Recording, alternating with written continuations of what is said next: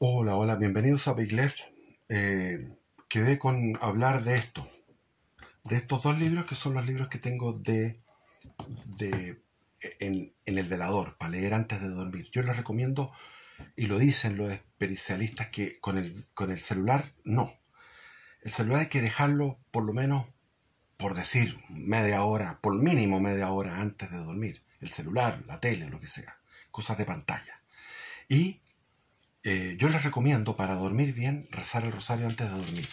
Obviamente si están cansados y tienen sueño, no van a alcanzar a rezar todo el rosario, van a llegar a un misterio o otro misterio, pero de ahí se van con el rosario en la mano, lo ponen debajo de la almohada, la mano con el rosario debajo de la almohada, aquí la cabeza, y ahí siguen rezando lo que les va quedando y se quedan dormidos y eso es estupendo.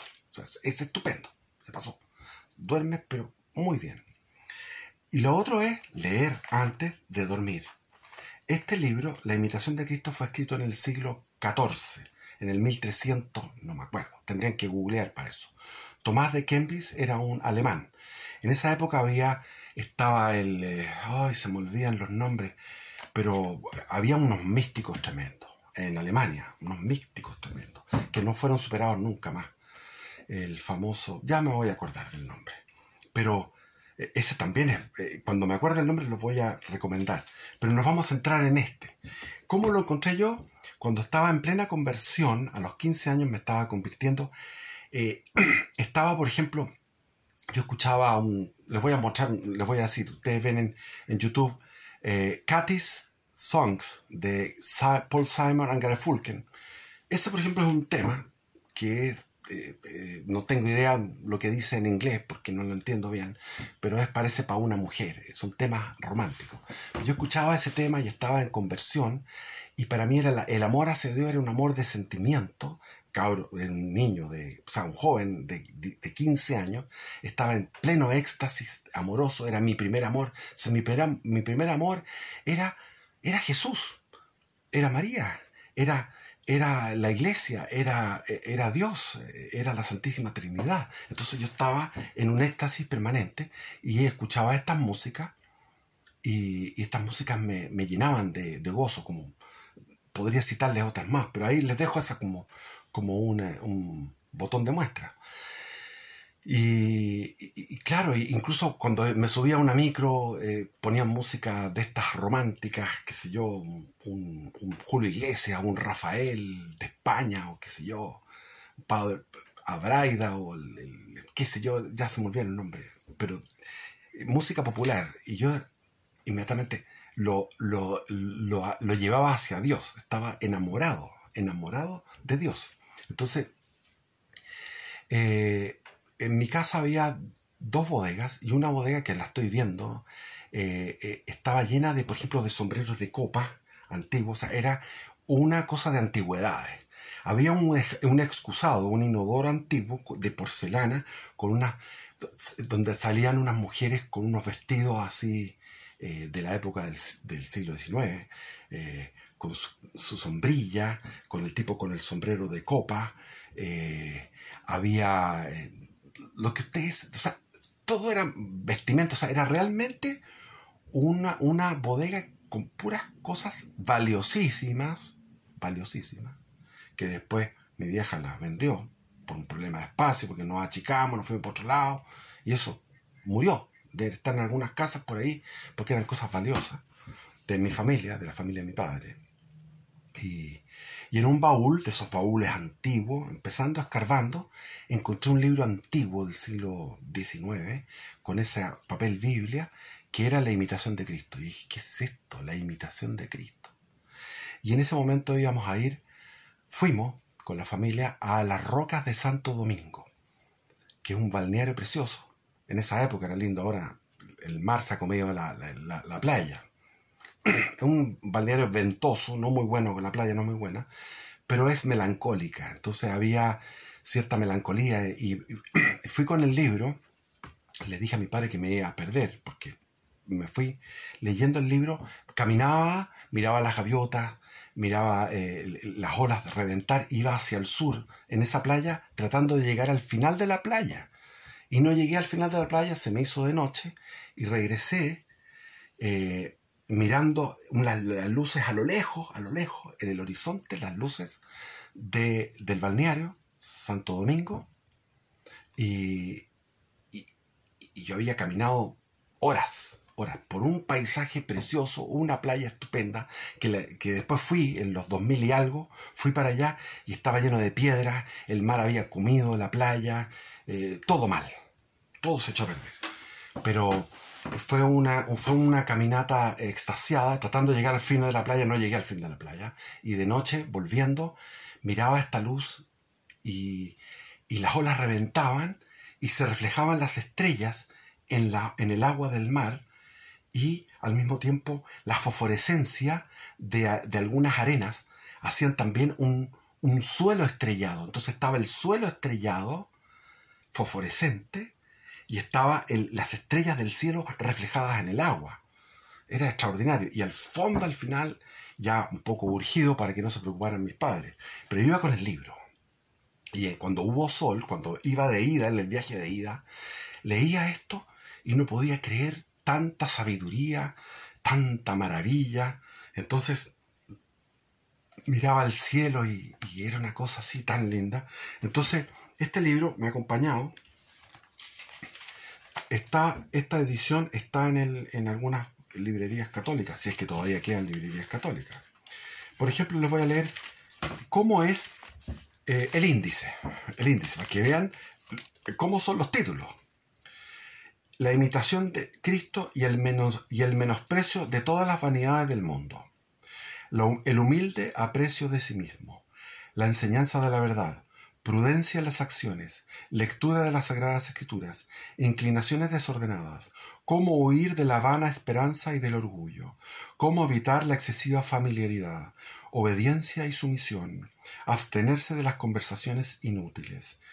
Paz interior y progreso espiritual, ventaja de las adversidades, firmeza frente a las tentaciones, eludir los juicios temerarios, tolerar los defectos ajenos, obras cumplidas por amor, la vida religiosa, el ejemplo de los santos, ejercitaciones para el que se ha entregado a Dios, amor a la soledad y al silencio, aflicción del corazón, la miseria humana, la meditación de la muerte, juicio y penas de los pecados, firme enmienda de toda nuestra vida.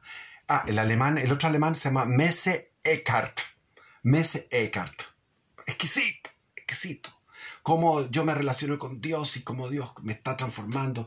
Es una cosa es como describir una especie de relación sexual, digamos. O sea, una cosa así entre el alma y Dios. O sea, me penetra, y el alma femenina, entonces me penetra, Señor, y me hace gozar de esta forma, de esta otra. Es una cosa increíble. ¿Cómo? Ya va a decir algún weón me cargan los weones. No, mejor ni hablar de los trolls. Ya. Después dice, el libro segundo, consejos para la vida interior. La vida interior, la humilde sumisión, el hombre bueno y pacífico, pureza de corazón y recta intención, examen de sí mismo, alegría de la buena conciencia, amar a Jesús sobre todas las cosas, la amistad divina con Jesús, privación de todos, consuelo, agradecer la gracia de Dios.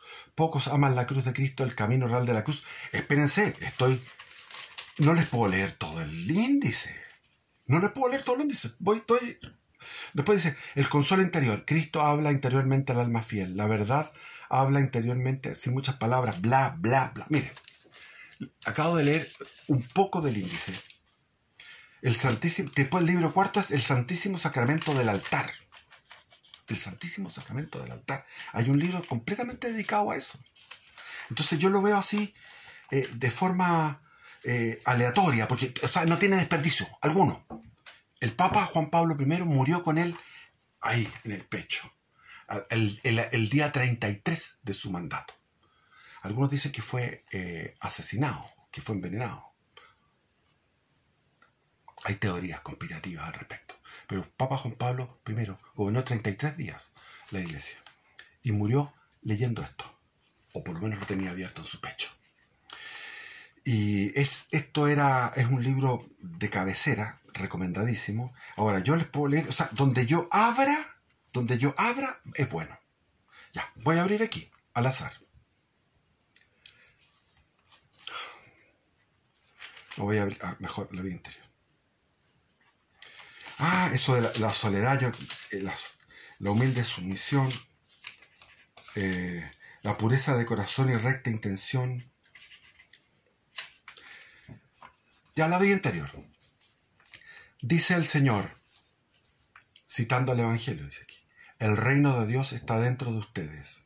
Lucas 17, versículo 21. Conviértete a Dios de todo corazón y abandona este mundo miserable y tu alma encontrará descanso.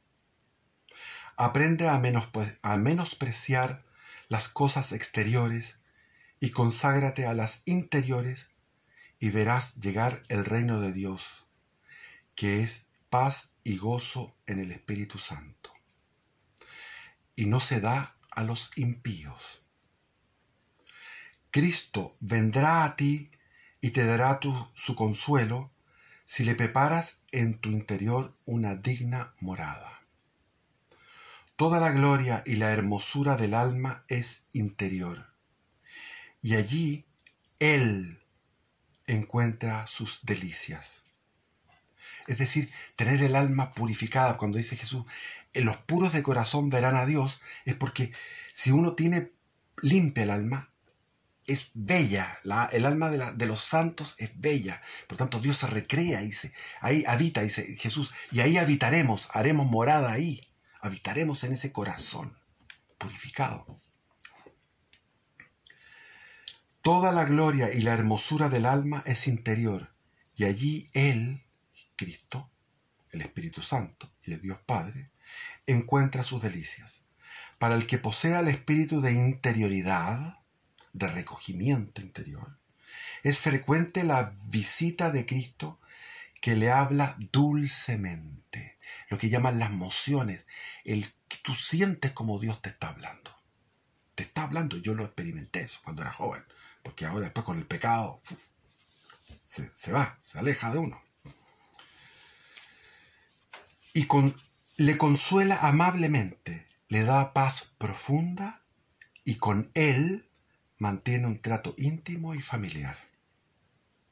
Ánimo, alma fiel, prepara tu corazón a este esposo para que se digne visitarte y morar en ti, ya que él afirma, si alguno me ama, guardará mi palabra y vendremos a él y haremos morada en él. Lo que estaba yo citando, que es Juan 14, versículo 23. Cuando hace la cita, lo pone con letra cursiva. Ahí. Hazle lugar a Cristo y niega la entrada a todas las demás cosas. Cuando poseas a Cristo, serás rico y eso te bastará. Ahí está la poesía de Santa Teresa de Ávila, otra grande. San Juan de la Cruz.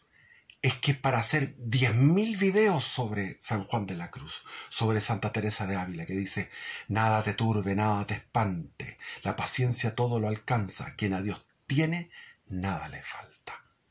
Solo Dios basta. Esto está también relacionado, cuando habla, esto tiene mucho que ver, por ejemplo, con el Bhagavad Gita y con el budismo en muchas partes, y tiene mucho que ver también con lo que fue la filosofía de Arthur Schopenhauer cuando habla del abandono en esa, el abandonar la voluntad y quedarse en esa representación. Yo leía el libro de Schopenhauer y me traía recuerdos de esto y me daba paz. El mundo como voluntad y representación. Después está el Bhagavad Gita, que es un libro pagano, un libro de Krishna, de la India. Tiene mucho de esto. Mucho de esto. Es impresionante. Yo lo leí y dije, pero esto es el Bhagavad Gita también. Se ha de poner mucha confianza en el hombre. No se ha de poner mucha confianza en el hombre frágil y mortal. Ahí está el profeta Jeremías que dice, maldito el hombre que confía en el hombre.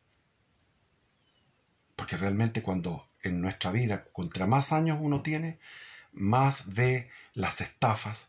Yo visité 1.200 pymes Durante 20 años, 19 años exactamente, 19 años que trabajé en el servicio de factoring como ejecutivo, visité 1200 pymes en Santiago. Y de las 1200 por lo menos había sus 300, o sea, un tercio, no sé cuánto será eso, 300, 200. No tomé registro, pero una gran cantidad de pymes habían tenido problemas con estafas entre los socios, estafas de los hijos a los padres, o estafas de los, sobre todo, de los contadores hacia los... Es decir, maldito el hombre que confía en el hombre. Jeremías. Pon tu confianza en Dios y sea Él tu temor y tu amor. Él responderá por ti y lo hará bien, como mejor convenga. No tienes aquí abajo una ciudad permanente. Eso es una cita. Hebreos capítulo 13, versículo 14. Mire, por ejemplo, acá hay una... a ver. El ejemplo de los santos. Este otro capítulo. Mira los heroicos ejemplos de los santos en los cuales brillaron la perfección y la piedad verdaderas. Y verás cuán poco es, por no decir nada, lo que nosotros hacemos. Ah, ¿qué es nuestra vida comparada con la de ellos? Verdaderos santos y amigos de Cristo, ellos sirvieron al Señor en hambre y sed, en frío y desnudez, en trabajos y fatigas, en vigilias y ayunos, en oraciones y piadosas meditaciones, en persecuciones y muchas injurias. Cuántas y cuán graves tribulaciones padecieron los apóstoles, los mártires, los testigos de la fe, las vírgenes y todos los demás que quisieron seguir los ejemplos de Cristo. Ellos, en este mundo, se negaron a sí mismos para poseer sus almas en la vida eterna. Qué vida rigurosa y abnegada llevaron estos santos en el desierto. Qué vida rigurosa y abnegada llevaron estos santos en el desierto. Se refiere a los padres del yermo, que estaban en la zona de Tebaida, en Egipto, en el Egipto profundo, en Tebas, en la zona de Tebaida, en Egipto yendo hacia Sudán. Ahí estaba San Antonio de Egipto. Y estaban también los de la Siria, los de la zona de Antioquía, el famoso San Simón de Cirene, que estaba arriba vivió arriba de una columna. Tuvo 30, 40 años arriba de una columna. Impresionante. Y es santo. Qué largas y graves tentaciones soportaron. Con qué frecuencia los atormentaba el enemigo. Qué continuas y fervientes oraciones elevaban a Dios. Qué abstinencias tan duras observaban. Qué gran celo y fervor tuvieron para progresar espiritualmente. Qué guerra encarnizada sostuvieron para vencer los vicios. Cuán pura y recta era su intención, siempre fija en Dios. Durante el día trabajaban y por la noche se entregaban a la larga oración. Pero aún durante el trabajo jamás abandonaban la oración mental. Eso yo traté de practicarlo y se puede. Yo trabajaba en una empresa donde había que estar concentrado con el computador, con el teléfono, y en cada momento elevaba la jaculatoria. La jaculatoria es una oración breve, como por ejemplo: Señor Jesús, Hijo de David, Hijo de Dios, ten piedad de mí, que soy pecador. Esa es una oración que es una oración de los ciegos, o de los que estaban tullidos, los que estaban mal, que le gritaban a Jesús: Jesús, Hijo de David, Jesús Cristo, Hijo de David, ten piedad de mí, que soy pecador. Y Cristo los sanaba y les perdonaba los pecados, porque ellos estaban arrepentidos. Entonces, esa es una oración pequeña. Yo una vez estaba entrando al quirófano y me habían a operar, estaba ahí, que me estaba llegando la anestesia, y era ateo. En esa época estaba ateo, y sin embargo, que es en ese momento que empecé a decir: Señor Jesús, Hijo de David, Hijo de Yahvé, ten piedad de mí, que soy pecador. Y ahí llegó la anestesia por completa. Entonces, durante el día trabajaban y por la noche se entregaban a la larga oración. Competían ellos, no competían, pero pasaban noches sin dormir, mortificaban el sueño, mortificaban la lengua, se metían una piedra en la boca para no hablar. Entonces andaban con una piedra todo el día, durante años, para no cometer pecado con la lengua, de hablar cosas que no debe ser, de pelar, de andar despellejando, etc. Y aún durante el trabajo jamás abandonaban la oración mental. Eso es posible. Es un entrenamiento riguroso. Poder orar cuando uno va en la micro, cuando uno va en el metro, cuando uno va manejando, etc. Los santos empleaban, cuando uno está en un centro comercial, en un mall, los santos empleaban útilmente todo su tiempo y todas las horas para darse a Dios.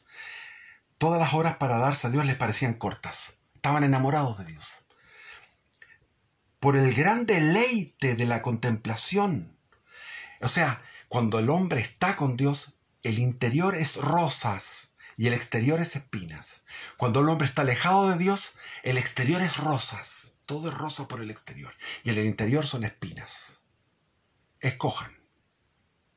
El que peca mortalmente, en el exterior es rosas, pero en el interior, en el corazón, hay espinas. El que se entrega a Dios, el exterior son espinas, pero el interior son rosas, perfumadas. Entonces, el gran deleite que encontraban en la contemplación, hasta se olvidaban de la necesidad de comer. Practicaban ayuno ilimitado. Renunciaban a todas las riquezas, dignidades, honores, amigos y parientes. Nada querían del mundo. Apenas comían lo estrictamente necesario y se quejaban cuando debían someterse a las necesidades materiales. Es decir, les molestaba tener que ir a lavar la ropa, tener que ir a regar el huerto, tener que prepararse la zanahoria con el ajo, qué sé yo, con el pan, hacer el pan, hacerlo leudar al sol encima de una piedra y después meterlo en un horno, hacer el fuego. Todo eso les da lata.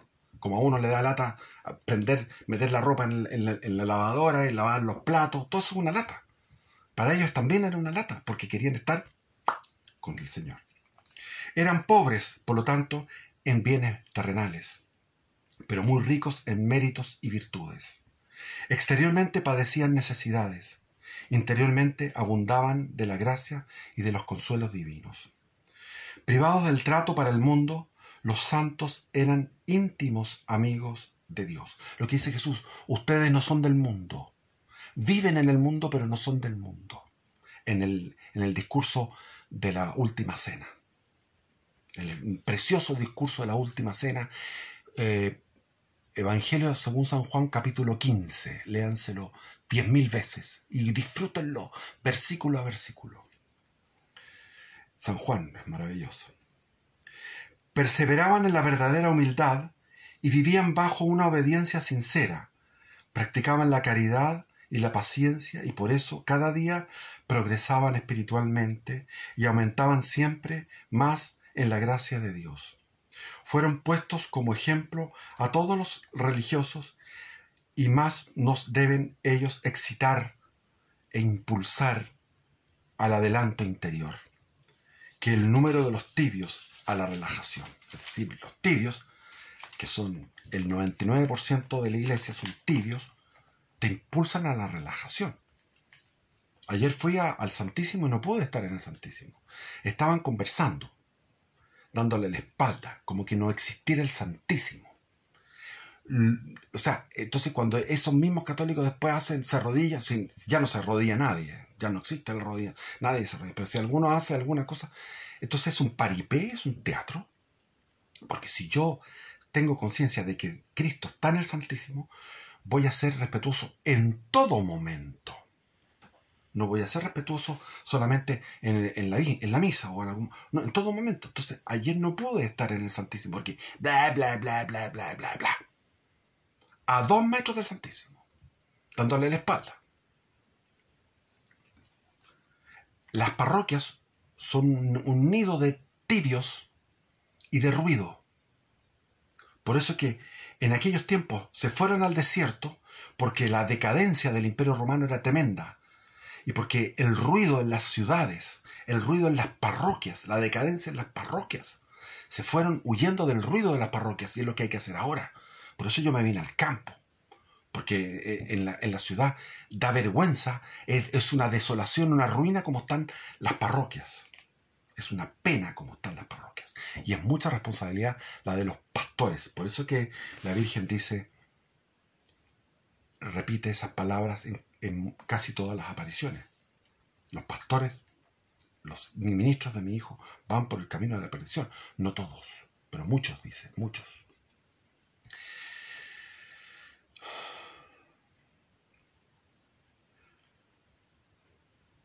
Hoy, en vez, se le considera a uno bueno si no traiciona su fe y se puede soportar con paciencia lo que aceptó voluntariamente. Bueno, ya verán que la lectura de esto es tremendo. Amor a la soledad y al silencio. Este otro capítulo. Busca tiempos aptos para examinarte y piensa con frecuencia en los beneficios de Dios. Deja las curiosidades. ¿Cuánto tiempo perdemos en curiosidades? Redes sociales. Yo no tengo Instagram, ni Facebook, ni nada de eso. Lo único que tengo es YouTube. Y YouTube lo uso para aprender, para escuchar música también, porque hay mucha música, y para eso, para algo serio. Medita aquellos temas que te den compunción más que ocupación. La compunción es como la punza, es una espina. La compunción es una espina que llega al corazón para arrepentirse y hacer penitencia. Entonces uno dice, este ha sido mi vida, esto soy yo, me arrepiento.